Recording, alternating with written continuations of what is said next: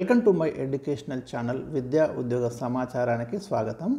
మీకు daily GK పేరిట important general knowledge questions ఇవ్వడం జరుగుతుంది. చాలా ఇంపార్టెంట్వి కలెక్ట్ చేసి ప్రీవియస్ క్వశ్చన్స్ కూడా మ్యాక్సిమం తీసుకోవడం జరుగుతుంది. ఛానల్ని ఇప్పుడే సబ్స్క్రైబ్ చేసుకోండి, మిస్ కాకండి. పార్ట్ 6 ఇవ్వాలి మనకు. క్వశ్చన్ నెంబర్ 1 ఫాస్ట్గా. సర్వెంట్స్ ఆఫ్ ఇండియా సొసైటీ స్థాపకుడు. Number of times repeated question. Staff selection commission 2010లో అడిగిన ప్రశ్న. ఆన్సర్ వచ్చేసి దీనికి గోపాలకృష్ణ గోఖలే. గుర్తుంచుకోండి, సర్వెంట్స్ ఆఫ్ ఇండియా సొసైటీ స్థాపకుడు. ఇది మీకు ఇండియన్ హిస్టరీలో నేషనల్ మూమెంట్ చదువుతున్నప్పుడు ఎదురవుతుంది ప్రశ్న.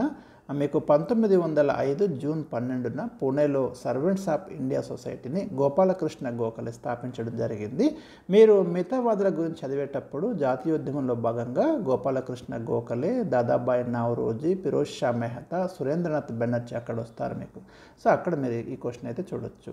Next question number 2. ఎవరి ప్రభావం వల్ల అశోకుడు బౌద్ధ మతం వైపు ఆకర్షితుడయ్యారు? ఇక్కడ చూడండి, మౌర్య చక్రవర్తులలో ఒక సుప్రసిద్ధ చక్రవర్తి అశోకుడు.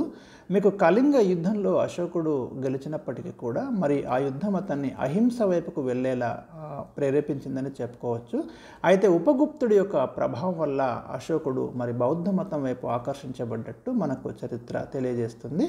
విశ్వవ్యాప్తంగా మరి బౌద్ధాన్ని వ్యాపింపచేయడంలో అశోకుడు చాలా క్రియాశీలక పాత్రను అయితే పోషించాడు. Question number 3. హర్షుని ఓడించిన బాదామి చాళుక్యరాజు ఎవరు? ఇది కూడా మనకు ప్రాచీన భారతదేశ చరిత్ర నుండి అడిగినటువంటి ప్రశ్న స్టాఫ్ సెలక్షన్ కమిషన్లో. మీకు దీనికి జవాబు వచ్చేసి పులకేశిట్టు. మీకు కర్ణాటకలో బాదామి రాజధానిగా మరి పరిపాలించినటువంటి రాజులలో బాదామి చాళుక్యులలో పులకేశిట్టు చాలా గొప్ప చక్రవర్తి అనుకోవచ్చు మనము. మీకు నార్త్ ఇండియాలో ఉత్తర భారతదేశాన్ని పాలించిన చివరి హిందూ చక్రవర్తిగా హర్షుని చూస్తాం మనము. సో హర్షుని ఇక్కడ సౌత్ వైపుకి రాకుండా ఈ నర్మదా నది ఒడ్డున నిలువరించినటువంటి రాజు పులకేశిట్టు. వెరీ ఇంపార్టెంట్ అండి. Question number 4. నిరక్షరాస్త్రుడైన మొఘల్ చక్రవర్తి ఎవరు? ఇది కూడా చాలాసార్లు ప్రశ్న వస్తుంది. అక్బర్ అండి. మొఘల్ చక్రవర్తులలో ప్రసిద్ధి చెందిన చక్రవర్తి అక్బర్. మీ అందరికీ తెలుసు, దిన్ ఈ ఇలాహీ అనే ఒక నూతన మతాన్ని తీసుకొచ్చినటువంటి చక్రవర్తి అక్బర్. మొఘల్ చక్రవర్తులలో అక్బరు హుమాయూన్ యొక్క కుమారుడు. మీకు మొఘల్ వంశాన్ని స్థాపించింది బాబర్ కుమారుడు హుమాయూన్ కుమారుడు అక్బర్ కుమారుడు జహంగీర్ కుమారుడు షాజహాన్ తర్వాత ఔరంగజేబ్. వీళ్ళంతా గ్రేటర్ మొఘల్స్ అంటాము. వీళ్ళని మనం తొలి మొఘలులు అంటాము. Next question.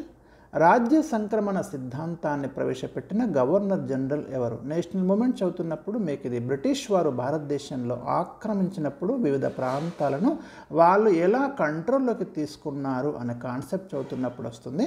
లార్డ్ డల్హౌసీ భారతదేశంలో బ్రిటిష్ గవర్నర్ జనరల్గా ఉన్నాడు 1848 నుంచి 1856 వరకు.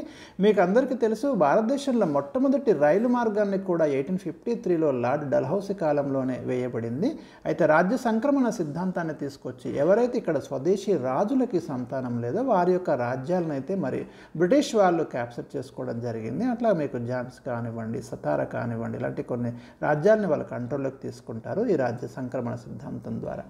నెక్స్ట్, చంద్రగుప్త మౌర్యుని ఆస్థానాన్ని సందర్శించిన గ్రీక్ రాయబారి ఎవరు? మెగస్తనిస్ అండి. Megasthenes Greek ambassador. చంద్రగుప్త మౌర్యుని ఆస్థానానికి రావడం జరుగుతుంది మౌర్యుల కాలంలో. మెగస్తనిస్ రాసినటువంటి ప్రసిద్ధ రచన మనకు హిస్టరీ చారిత్రక ఆధారంగా కూడా పనిచేస్తుంది. ఇండికా అనే గ్రంథాన్ని మనకు గ్రీక్ భాషలో రాయడం అయితే జరిగింది. చాలా ఇంపార్టెంట్ బుక్ అండి ఇది indica. Very important. Next question. Back to Vedas, go back to Vedas లేదా వేద కాలానికి మరలుదాం అనే నినాదాన్ని ఎవరిచ్చారనే ప్రశ్న ఇక్కడ స్టాఫ్ సెలక్షన్ కమిషన్ అడగడం జరిగింది. దీనికి ఆన్సర్ వచ్చేసి మీకు స్వామి దయానంద సరస్వతి అండి. 1875లో స్వామి దయానంద సరస్వతి ఆర్య సమాజాన్ని స్థాపించడం జరిగింది బొంబాయిలో. అదేవిధంగా ఇంకొక రచన మనకు సత్యార్థ ప్రకాశిక, ఇది కూడా Swami Dayananda Saraswati. Next question. Simon కమిషన్ని భారతీయులు ఎందుకు బహిష్కరించారు? సైమన్ కమిషన్ని బ్రిటిష్ ప్రభుత్వం అపాయింట్ చేయడం జరిగింది. భారతదేశంలో తీసుకురావాల్సినటువంటి అడ్మినిస్ట్రేటివ్ రిఫార్మ్స్ను సూచించడానికి ఈ కమిషన్ అయితే అపాయింట్ చేస్తారు. అయితే మనకు బ్రిటిష్ నియమించినటువంటి సైమన్ కమిషన్ని భారతీయులు ఎందుకు రిజెక్ట్ చేశారంటే అందులో ఒక్కరు కూడా ఇండియన్ లేడు అనేది ఒక ప్రధానంగా భారతీయులు ఎవరు కూడా అందులో మెంబర్స్గా లేరు. మరి అలాంటి కమిటీ భారతదేశ సంక్షేమం కోసం లేదా అడ్మినిస్ట్రేషన్ కోసం ఎలాంటి సిఫార్సులు చేస్తుంది అని అవుట్రైట్గా రిజెక్ట్ చేయడం జరిగింది. All the members of the commissions for English అనే ఒక కాన్సెప్ట్ మనం చూసుకోవచ్చు ఇక్కడ ఆన్సర్. గౌతమ బుద్ధుడికి జ్ఞానోదయం ఎక్కడ జరిగింది? దీనికి వచ్చేసి ఆన్సర్ మనకు బోధిగయ, ఎన్లైటన్మెంట్ అంటాం కదా, బోధిగయ బీహార్లో ఉందండి. చాలా ఇంపార్టెంట్ ఇది. గౌతమ బుద్ధుడు బౌద్ధ మత స్థాపకుడు. మరి ఇంటిని సర్వసుఖాలని వదిలేసి మరి అంటే జ్ఞానోదయం పొందిన తర్వాత తన యొక్క మొట్టమొదటి సందేశాన్ని మీకు సారనాథ్లోని జింకల వనంలో 5 శిష్యులకైతే బోధించడం జరిగింది. అందుకే బౌద్ధం పుట్టింది ఎక్కడ అన్నప్పుడు దానికి జవాబు అయితే మనం సారనాథ్ అనే పెట్టాలి.